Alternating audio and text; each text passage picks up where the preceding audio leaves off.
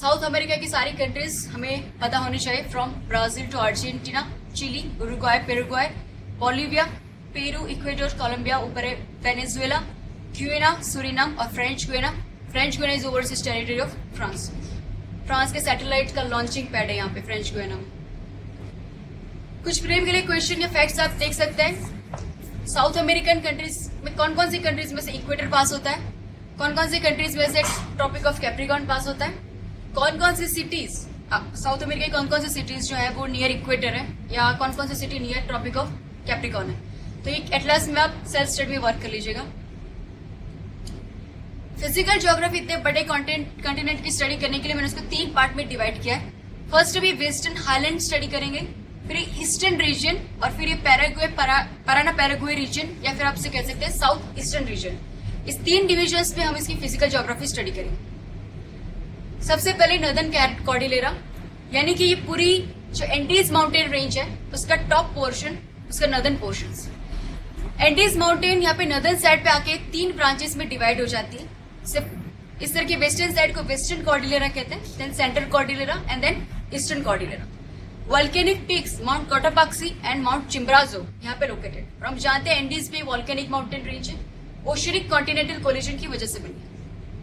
उसके बाद जब एंडीज सेंट्रल रीजन में आती है तब उसका विड्थ बढ़ जाती है, और यहाँ पे एक इंटरमॉन्टन प्लेट्यू क्रिएट होता है जिसे बोलिवियन प्लेट्यू कहते हैं। यहाँ पे 2 लेक्स लोकेटेड है, लेक टिटिकाका एंड लेक प्यूको। उसके इंडीज के वेस्टर्न साइड पे अगर हम देखें तो अटकामा डेजर्ट लोकेटेड है, वर्ल्ड का सबसे ड्राइएस्ट डेजर्ट यहाँ पे लोकेटेड है।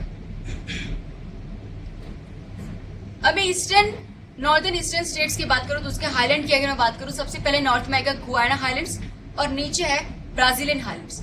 ब्राजीलियन हाईलैंड की जियोग्राफिकल ब्रांच है यहाँ पे प्लेट्यू ऑफ माटो ग्रासो, और ऊपर है प्लेट्यू ऑफ बार्बोरेमा। गुयाना हाईलैंड्स और ब्राजीलियन हाईलैंड के बीच में लो लैंड है जहाँ पे अमेजोन रिवर फ्लो करती है, और उसे कहते हैं अमेजोन बेसिन, राइट। तो Guyana highland and Brazilian highland, और उसके बीच में अमेजोन बेसिन। इंपॉर्टेंस क्या है उन हाईलैंड्स का? गुयाना हाईलैंड्स एक क्रेटोनिक रीजन है, यानी कि old eroded plateau. Abundance of rain, क्योंकि इक्वेटोरियल रीजन है ये, ट्रॉपिकल रेन फॉरेस्ट यहाँ पे पाया जाता है। उसके अलावा गोल्ड, डायमंड, आयरन के रिजर्व है, और वर्ल्ड का सबसे हाईएस्ट वाटरफॉल एंजल फॉल्स और रिवर करूनी वो इस गुयाना हाईलैंड पर है। इसके अलावा प्लेट्यू ऑफ माटो ग्रासो, वो भी एक इरोजनल प्लेट्यू है, समाना टाइप क्लाइमेट, यानी कि ट्रॉपिकल ग्रासलैंड टाइप का क्लाइमेट है यहाँ पे, इसलिए कैटल रेयरिंग यहाँ पे इंपॉर्टेंट है। इसके अलावा गोल्ड और डायमंड के रिजर्व यहाँ पे पाए जाते हैं। Plateau of Borborema, semi arid, thorny scrub type का climate, economically not important. Brazilian highland एक लावा प्लेट्यू, मिनास गरियास उसमें एक रीजन है जहाँ पे आयरन और गोल्ड के रिजर्व। जब आप एटलस में देखेंगे तो इस रीजन में इस तरीके के अलग अलग नाम लिखे होते हैं, लानोस, सेल्वास, कटिंगा, कंपोज और सर्टाओ। ये सारे वेजिटेशन के टाइप है, राइट। उनमें क्या डिफरेंस हम देखते हैं। लानोस यहाँ पे आप देख सकते हैं सेल्वासा के पास में, यहाँ से इक्वेटर पास होता है, राइट। उसके ऊपर नॉर्थ में लानोस, और उसके बाद इक्वेटर से दूर होते जाते हैं Caatinga, Campos and Sertao. Llanos northern side पर है। ये ट्रीलेस सवाना है, यानी कि ट्रॉपिकल ग्रासलैंड है और स्वैम्पी रीजन है, पानी स्वैम्पी रीजन और फ्लैट लैंड है, ये ट्रीलेस सवाना रीजन। सेल्वास हम जानते हैं equatorial rain forest, right, Amazon basin में लोकेटेड है, और हम जानते हैं इक्वेटोरियल रेन फॉरेस्ट यानी हाईएस्ट बायोडाइवर्सिटी, राइट। ये रीजन बहुत ही ज्यादा रेनफॉल भी रिसीव करता है। उसके बाद कटिंगा रीजन एक डेसिडुअस थोनी स्क्रब लैंड है, राइट, बहुत ही कम population, water scarcity, deciduous region है ये। कैंपास रीजन ये ट्रॉपिकल ग्रासलैंड है। सर्टाओ जो सबसे ईस्टर्न मोस्ट पार्ट में, ये ड्राई स्क्रब लैंड है, सबसे कम यहाँ पे पानी और सबसे कम यहाँ पे पॉपुलेशन। तो Sertao is a very dry scrub land. तो ये सारी वेजिटेशन की टाइप थी। सदर्न ईस्टर्न साइड पे आएंगे तो यहाँ पे भी कुछ लिखा होगा एटलस में, Gran Chaco, Pampas and Entre Rios, इनका क्या मीनिंग है। और फिर नीचे एक desert Patagonian desert. Gran Chaco एक hot semi arid forest region, right, it is not a dry region लेकिन हॉट सेमी एरिड रीजन। हम आगे देखेंगे कि यहाँ से बहुत बड़ी पराना पैराग्वे टाइप की सारी बड़ी रिवर्स यहाँ से पास होती है। उसके बाद है एंट्रो रियोस का मीनिंग लिटरली ऐसा होता है, 2 नदी के बीच में या 2 रिवर्स के बीच में, राइट। पराना पैराग्वे रिवर्स के बीच में ये रीजन लोकेटेड है। वेरी हाईली वहां पे वाटर का वहां पे स्वैम्पी रीजन है, वाटर ज्यादा रिसीव करता है ये रिवर, ये रीजन। पंपास, ये हम जानते हैं टेम्परेट ग्रासलैंड रीजन पंपास, जैसे यूएसए में प्रेरीज है, एशिया में स्टेपे रीजन, साउथ अफ्रीका में फेल्ट रीजन और ऑस्ट्रेलिया का डाउन्स रीजन। वैसे ही pampas region of South America temperate grassland, और पैटागोनिया जो एक रेन शेडो रीजन है, इंडीज के रेन शेडो रीजन में आता है और इसीलिए यहाँ पे वाटर स्कैरसिटी, वाटर डेफिशिएंट और कोल्ड डेजर्ट है। रिवर्स ऑफ साउथ अमेरिका, ऊपर एक रिवर इंपॉर्टेंट है, लेक ओरिनोको रिवर, ये वेनेजुएला में से पास होती है और ये रिवर उसके पेट्रोलियम रिजर्व के लिए जानी जाती है। उसके बाद सबसे important river Amazon basin, right. उसके बाद यहाँ पे एक रिवर सिस्टम है पैराग्वे पराना रिवर सिस्टम, उसके बाद में उसके साथ में एक और रिवर पास होती है उरुग्वाई रिवर, राइट। इतनी रिवर जाननी इंपॉर्टेंट है साउथ अमेरिका में। अमेजोन रिवर वर्ल्ड की भी सबसे largest river by volume. Equatorial rain forest उसके पूरे बेसिन में लोकेटेड है, राइट। यहाँ पे एक सिटी है मनाउस, यहाँ तक ये पूरी रिवर नेविगेबल है। उसके माउथ में पेट्रोलियम पाया जाता है और यहाँ के उसके अमेजोन फॉरेस्ट के अंदर भी नेचुरल रबर के ट्रीज पाए जाते हैं और नेचुरल रबर के एक्सट्रैक्शन के लिए भी उसका फॉरेस्ट इंपॉर्टेंट है। लेकिन आज हम जानते हैं अमेजोन रेन फॉरेस्ट जो है उसका डिफॉरेस्टेशन हो रहा है। वैसे अमेजोन रेन फॉरेस्ट को लंग्स ऑफ द वर्ल्ड कहा जाता है, बहुत ही ज्यादा अमाउंट में ये डेंस फॉरेस्ट है और इतनी अमाउंट में ये ऑक्सीजन प्रोड्यूस करता है। बट आज ये डिफॉरेस्ट होता जा रहा है बिकॉज यहाँ पे कैटल रैंचिंग और सोयाबीन फील्ड्स का यहाँ पे उन फॉरेस्ट को कवर जो है कट करने के बाद उन फील्ड और कैटल रेयरिंग के लिए यहाँ पे लैंड को यूज किया जा रहा है। Parana river system, Parana Paraguay river system. Parana Paraguay river system यानी उसमें इंपॉर्टेंट यानी उसकी मेन रिवर है पराना, उसकी ब्रांच है, उसकी ट्रिब्यूटरी है पैराग्वे। पराना रिवर जब तक पैराग्वे से मिलती है यानी उस जंक्शन से पहले उस पूरी रिवर को अल्टो पराना कहा जाता है और उस अल्टो पराना में कई तरह के रैपिड्स यानी वाटरफॉल्स यहाँ पे है और इसकी वजह से Alto Parana is important for hydro electricity. Alto Parana उसके बाद यहाँ पे उसके बाद वो नेविगेबल हो जाती है। यहाँ पे वीट कल्टीवेशन है, पूरा रीजन पंपास रीजन है, पैराग्वे पराना रीजन और पंपास यानी टेम्परेट ग्रासलैंड वीट कल्टीवेशन और एनिमल रेयरिंग के लिए इंपॉर्टेंट है। पराना पैराग्वे के पास एक और रिवर है, ये याद रखिए Uruguay is not part of Parana Paraguay, right. ये बहुत ही नजदीक से पास होती है और यहाँ पे उसके माउथ के पास से ये मर्ज होती है और जहाँ पे पराना और उरुग्वाई मर्ज होते हैं उस रीजन को कहते हैं रियो डी ला प्लाटा रीजन, यहाँ पे उसके माउथ के पास है। ये पूरी रिवर अपने इरिगेशन और एचपी के लिए इंपॉर्टेंट है, नेविगेशन के लिए ये रिवर इंपॉर्टेंट है क्योंकि बहुत ही न्यूमरस यहाँ पे रैपिड्स एंड वाटरफॉल्स लोकेटेड है।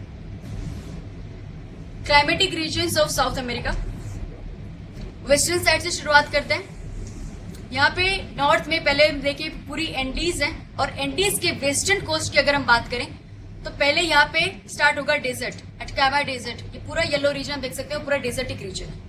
और हम जानते हैं जैसे अफ्रीका के बारे में हम देखा था कि सहारा रीजन के ऊपर नॉर्थ में अगर हम देखेंगे तो क्या आएगा मेडिटेरियन रीजन और इसी तरह से इसे साउथ हेमिस्फीयर में वो सदर्न साइड पर एप्लीकेट होगा, डेजर्ट के नीचे आएगा मेडिटेरियन क्लाइमेट। और हमने देखा था मेडिटेरियन क्लाइमेट के ऊपर यूरोप में ऊपर आता था ब्रिटिश टाइप क्लाइमेट, यहाँ पे नीचे आएगा मेडिटेरियन क्लाइमेट के नीचे ब्रिटिश टाइप क्लाइमेट, राइट। उसी तरह से पहले यहाँ पर होता है इक्वेटर, हमेशा इक्वेटर के पर होता है रेन, इक्वेटोरियल रेन फॉरेस्ट। और अफ्रीका भी हमने देखा था कि कॉन्गो बेसिन के पास जो इक्वेटोरियल रेन फॉरेस्ट है उसके दोनों ही साइड पे ट्रॉपिकल ग्रासलैंड था और दोनों ही साइड पे यहाँ पे ब्राजील में या नॉर्थ साउथ अमेरिका में ट्रॉपिकल ग्रासलैंड, राइट। बीच में इक्वेटोरियल रेन फॉरेस्ट, दोनों तरफ ट्रॉपिकल ग्रासलैंड रीजन। उसके बाद यहाँ पे पिंक रीजन पूरा temperate grassland pampas region, right. और फिर नीचे फिर से यहाँ पे rain shadow desertic region Patagonian region, right. तो ये क्लाइमेटिक रीजन है। जितने आप कॉन्टिनेंट वाइज क्लाइमेटिक रीजन को स्टडी करेंगे आपको लगेगा कि हर एक कॉन्टिनेंट में अलग अलग तरीके से जो है सिमिलरली रेप्लीकेट होता है। जैसा क्लाइमेट वैसा एग्रीकल्चर। यहाँ पे ऊपर इस नॉर्दर्न साउथ अमेरिका में इक्वेटोरियल रेन फॉरेस्ट है, इक्वेटोरियल क्रॉप्स यहाँ पर उगाए जाते हैं। नीचे यहाँ पे मिडिल चिली में मेडिटेरियन क्लाइमेट, मेडिटेरियन रीजन, यहाँ पे एग्रीकल्चर है। टेम्परेट पंपास रीजन तो वहां पे व्हीट कल्टीवेशन होगा और यहाँ पे ब्राजील में यहाँ पे ईस्टर्न साइड में मानसून टाइप क्लाइमेट है और इक्वेटोरियल क्लाइमेट में तो ट्रॉपिकल एंड इक्वेटोरियल दोनों तरह के क्रॉप्स यहाँ पे उगाए जाएंगे। इक्वेटोरियल रीजन के क्रॉप्स कौन से? Cocoa is a native crop of Brazil, यानी कोको की शुरुआत ही ब्राजील से हुई थी अमेजोन बेसिन और बाहिया रीजन में उगाया जाता है। एवोकाडो, उसका ओरिजिन भी अमेजोन बेसिन से है। पाइनएप्पल, वो भी नेटिव प्लांट है साउथ ब्राजील का, और साउथ ब्राजील और पराना रिवर बेसिन के अराउंड पाइनएप्पल उगाया जाता है। यानी ये इक्वेटोरियल क्रॉप्स कोको, एवोकाडो और पाइनएप्पल उगाए जाते हैं। उसके बाद कॉफी, वेरी इंपॉर्टेंट। कोलंबिया की कॉफी वर्ल्ड में बहुत फेमस है, Colombian coffee.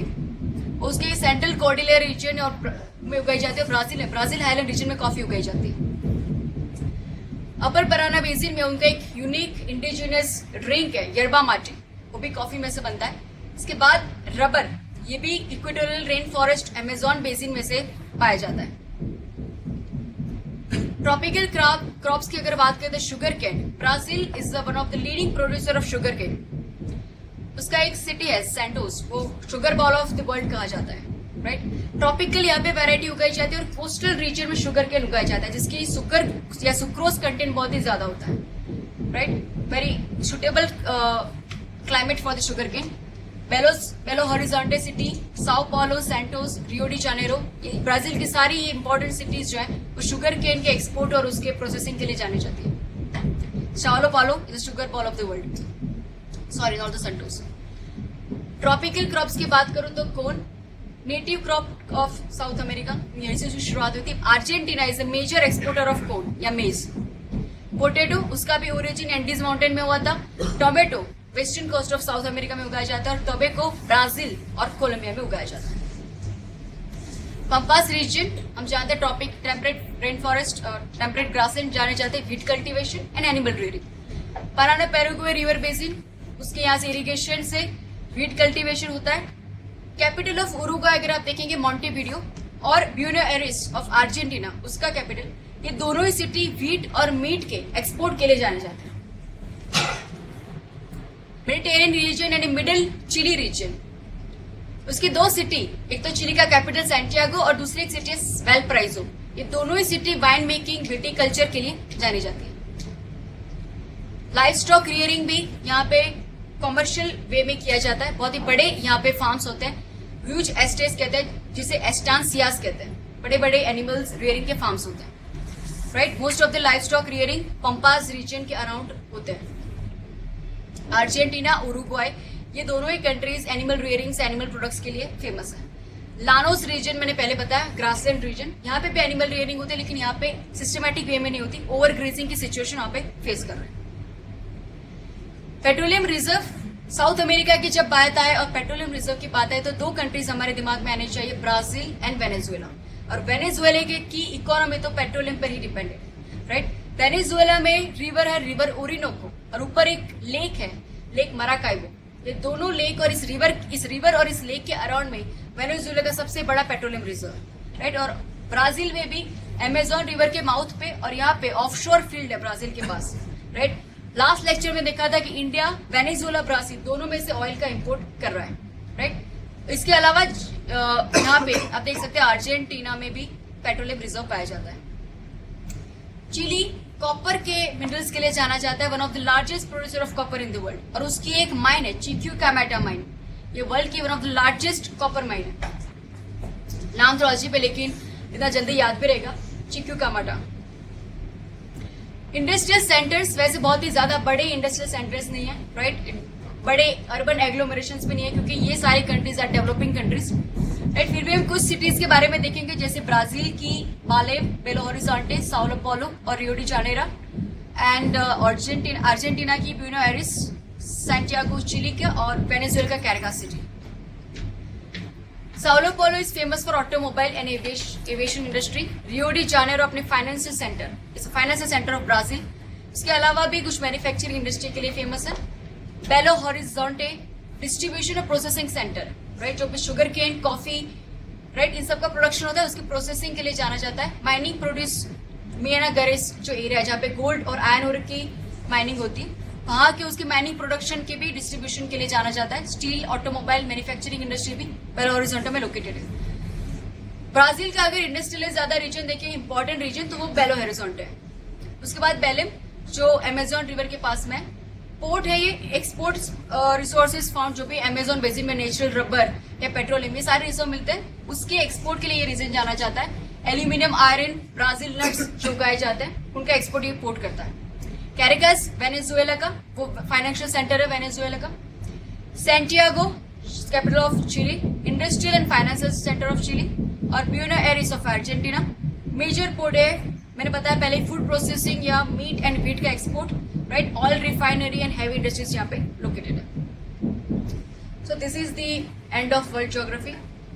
Thank you very much.